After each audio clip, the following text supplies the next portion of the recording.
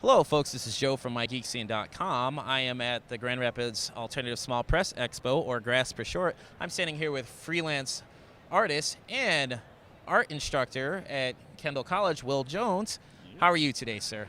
Doing all right. It's the first day. It's still kind of early. Just waiting to see, keeping an eye out to see how things go throughout the weekend. Okay. I've met Will a few years ago at another convention, an anime convention called JFAX, and we'll just lead into this right now because the first time I met you, I found out that you were into Cowboy Bebop, and I decided to, I believe the next day or the next year, I don't know which one, mine's foggy, to bring you a complete collection of all of the soundtracks to that. Yes, it was the next day. It was the next day? Have the disc. He was like, yep, that's why I was like, okay, this guy, I'm going to remember your face. It's not that hard. Well, that begs the question then, since you like anime, what's your favorite Cowboy Bebop episode or episodes? Oh, man. Oh, I know. Have to do it. Hmm. So many to choose from. I believe it was 26. I believe it was episode. Was it 12? I think was it 12? It was near the midway point where we had the initial ending with the montage of not this montage, but the scene of Spike jumping out of the window and falling in slow motion. Ballad of Fallen Angels, is that episode 5? Episode 5. When Vicious threw him out the window? Yes, that was 5. Oh, yeah, I'm way in. I'm thinking way ahead. I'm like, yeah, I felt it was like the midway. That's episode 5 when Vicious was really 5. introduced. I'm a huge nerd for that show. I'm sorry. It was like, yeah, that episode. I was like, okay, this guy. All right, I appreciate this. So this is your villain. This is the guy who's gonna be your, who's gonna be the thorn in your side throughout the rest of the show. The guy who's always been there. It's like, when he was first introduced, it's like, oh, okay, this guy's clearly a threat. He's not just, I'm gonna sit in a chair and pet a cat and wait in the background. He's like, no, I'm active. I'm actively a villain, and you should expect me. Some would say Vicious was one-dimensional, but I think he served his purpose. Absolutely. I liked what really stuck out to me with that episode is when Spike was falling through the stained glass, is the song Greenbird that was playing in the background, and like how everything slowed down, and you just got an idea of like what was really going on and why these two dislike each other. And I was like, wow, that is amazing. That's just an amazing show altogether. Folks, if you've not seen that show, if I had to recommend one anime series to somebody, it would be Cowboy Bebop. People are like, oh, that's so mainstream. Yeah, big deal. It's an awesome show. Quality is quality any way you look at it. And that was basically for everybody. That was the especially here in America. That was the show that was like, okay, look out for Shinichiro Watanabe. Oh yeah, Samurai Champloo. And now Space Dandy. Space Dandy, yes. And as of last year, Janko no Terror in Resonance. Never heard of it. Oh man, that was it is the most slept on anime of last year. So that was directed by Shinichiro Watanabe. Yep, that was him. Folks, I just learned something new today. That was the series. Like Space Dandy is fun, but the series that I expected from him based on Bebop and Champloo was Zanko no Terror, and I was like, okay, this is the show that I wanted to see from you, and nobody saw it. How long has that been out though? It's 11 episodes. It ended last fall. It was last fall's anime season. I wonder if it's going to be released over here. Funimation released it, so it's probably gonna get a dub. So it'll probably. Oh, okay. I was like, Funimation already released it. I was like, yeah, here I am having a mental breakdown in the middle of an interview. Like, this is something I haven't seen yet. It should definitely be getting a dub and a release. Probably see it on Toonami, late night Toonami, or Adult Swim. Ladies and gentlemen, thank you once again for coming to the GRASS. That's fine. Hey, that's what happens when you do live interviews at a comic book convention. Absolutely. All right. Well, speaking of anime, what other series do you enjoy, sir? Overall, I'm usually a person who usually keeps it to the classics. My personal favorite is Berserk. Oh, yes, I knew it. That's Berserk we're is kindred spirit on that one. Yes, Berserk is the one. I feel like I have kind of an old soul when it comes to anime. Like I'm a fan of like the 70s and 80s series.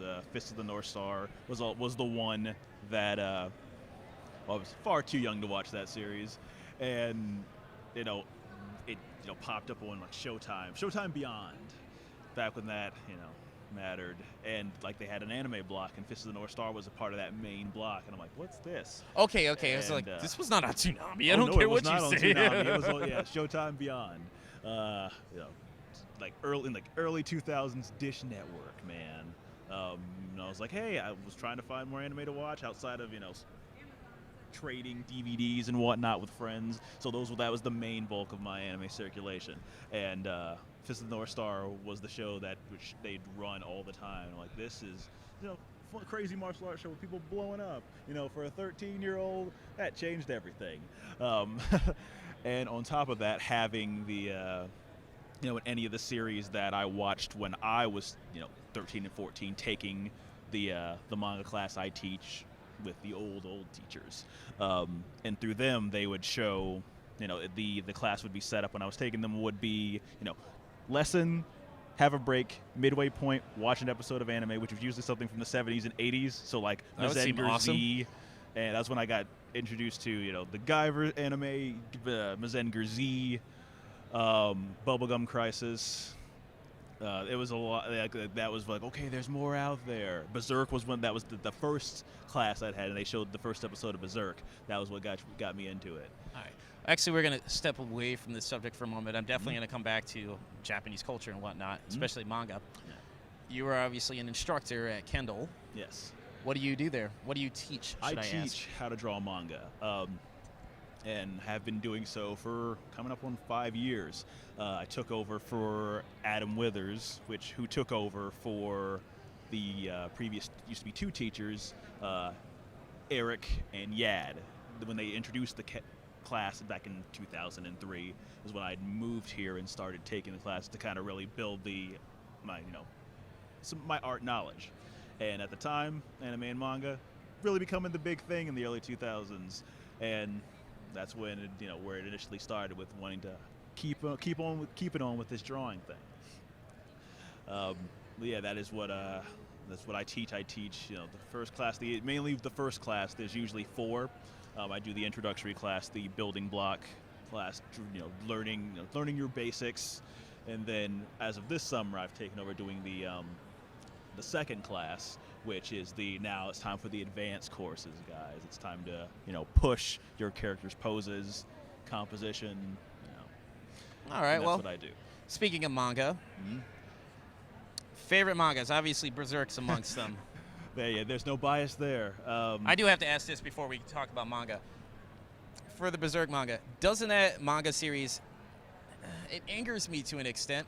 Yeah, because of, all right, for those who don't know, Berserk, the manga, I feel is far, far better than both the movies and the series. Because both Agreed. the movies and the series they leave so much out. And obviously, unless you're doing a shonen manga, you really can't cover all the stuff that's in this manga for Berserk. The artwork is insanely detailed, and it's just a lot of stuff that would not make it for like a daytime show. Absolutely to begin not. with. It is usually one of the 2 mangas that are in plastic.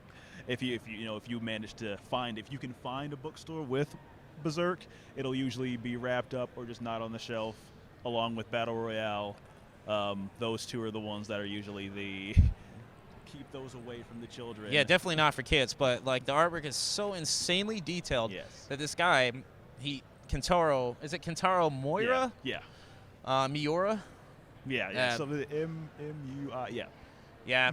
Unfortunately, the guy takes extensive breaks. One time he just like, I'm too busy playing dating sims. I'm not gonna put out another chapter. That's unfortunate. Between chapter 333 and 334, there was a solid year in between. And I can understand why the guy takes so long to put out chapters, because the artwork is insanely detailed, like I've mentioned numerous times. However, the thing that's so disappointing to me is the story's so good, and the guy's been working on it for 20 plus years. It's just I don't want him to pass away before the story's finished. Agreed. Because the character Guts has gone through so much that you want to see how it ends. Yeah, and they've really been floundering. Not floundering, but they've been this Sea God arc has been really slow moving, and especially with how it was very consistent in the first 90. It was pretty moving on, and then it just hit the point where the artwork got better, thus leading to more time. The Golden Age arc. Golden Age, yeah, getting through the Golden Age arc, and even the and now I don't know where we are with the Millennium Falcon arc, but whenever that's going to end. But yeah, it's combining the amount of time he takes, and on top of that, the official translation by Dark Horse, and then releasing the volumes, adds so much more time, and it's frustrating. Such a great series. That's a top 5 for me. If you haven't checked out, please check out Berserk. So, but back to manga and comics in general, we can just combine the two. Yeah. What are your go-to? It's a lot less on the manga side because it's been a while. It's been a good while outside of Berserk. It's been a long while since I've okay, I'm gonna hop on a manga series and stick with it. There's some that interest me, but I've mainly taken a shift to mainly focusing on my comic book reading. And as of what I'm reading comic book wise, man, what am I not? Image Comics has been, for the past 3 years, really leading the charge with curator-owned properties, leading to a lot of diverse titles, hitting on every possible genre you could think of. And because they're constantly releasing new stuff, there's always something I'm throwing my money at. Right now, the things I can think of off the top of my head, certainly has been popular over the past year or two that's been out, is Saga. Brian K. Vaughan? Brian K. Vaughan, Fiona Staples. I've not read that. Oh man, People have told me that's really good. It is. It's very good. Yeah, it's fantastic sci-fi. So it's going to run they said it's going to run 100 issues. It's a very straightforward story. It's a star-crossed lover situation where we have two characters, Alana and Marco, who are both parts of races who have been warring with each other, having intergalactic wars for decades, centuries, long time, and then they fell in love and had a child. That should not happen. Their child is ultimately a half-breed. And upon finding out these things, the powers that be beyond them find out that these two warring peoples conceived. And we can't have that kind of unity in a world where we live off of, the warring of these two cultures. So there are people, there have been mercenaries sent after them, government officials going after them. They're pretty much going on on the run from everyone across the universe. And then, of course, because of how character-oriented the story is, it doesn't just stop there. Of course, the chase is one thing, but then they introduce the characters that are also chasing them and what their stories are. And fair enough. Creates That'll be a something web. to check out. Oh, yeah, so, absolutely. Saga's your go-to. Saga is the absolute go-to for me. On top of that, there is there's Rat Queens. Oh, that's a good series. Rat Queens is fantastic. It's hilarious. It's like reading. It's like reading your friends as you play Dungeons and Dragons. Which is why where so much of the humor is. It has a lot of modern sensibilities to what would seemingly be another a high fantasy book. Man, I am reading. Of course, I've been reading for a long time. Invincible.